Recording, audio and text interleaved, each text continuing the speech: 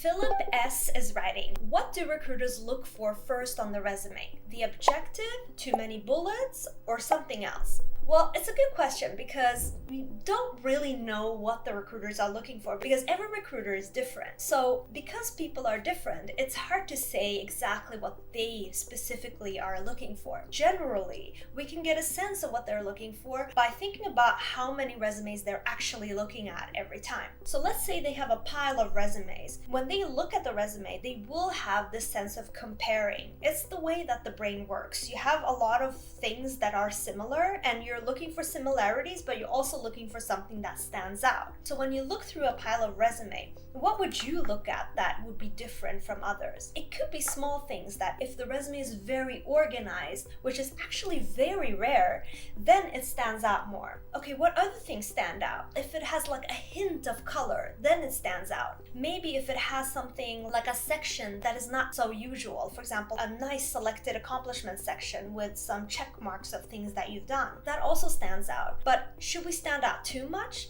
No. If we stand out too much, then it looks a little odd with this pile of other resumes. So although you need to be consistent with what they're seeing, you also need to stand out a little bit, but the key word here is a little bit, not too much. So when you stand out, have like that hint of color, maybe like a line or two, or maybe your last name and another color, and then the rest of the document should be really nicely organized, nice line spacing, good font, consistent throughout the whole document. That's what they want to see.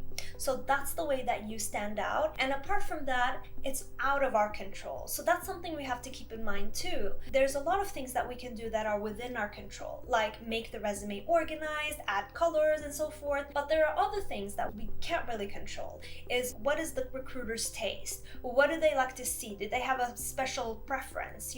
If we're lucky enough to talk to this recruiter and they tell us, oh, I want a resume that is, 5 pages long and I want lots of bullets, then we know, okay, this is their preference.